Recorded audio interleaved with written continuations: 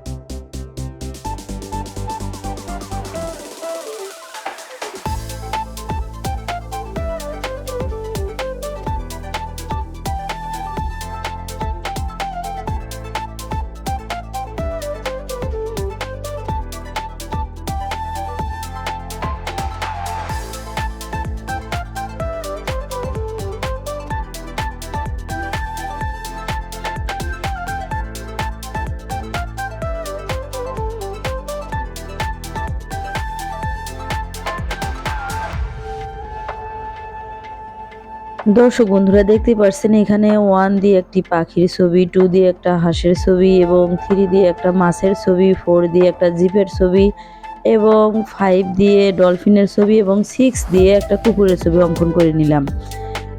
কুকুরের ছবি এখনো অঙ্কন করা শেষ হয়নি। এরপর পা এঁকে লেজ এঁকে দিয়ে এর সাথে সাথে কুকুর অঙ্কন শেষ। এখন এগুলোকে এই পিকচারগুলোকে কালার করে নিব। কালার করার পর কেমন লাগে চলো দেখে নিন। আমি আমার মতো করে কালার করছি, আপনারা আপনাদের মতো করে কালার করে নেবেন। এই যে কালার করার পর এরকম লাগছে। জানি না দৃশ্যটি আপনাদের কাছে কেমন লেগেছে। যদি ভালো লেগে থাকে, এই ধরনের দৃশ্য যদি আরও দেখতে চান তাহলে please like, comment, share and subscribe করে পাশে থেকো এবং পাশে থাকা বেল আইকনটি অন করে দিও যাতে এ ধরনের ভিডিও ছাড়ার সঙ্গে সঙ্গে নোটিফিকেশন পৌঁছে যায়। ধন্যবাদ।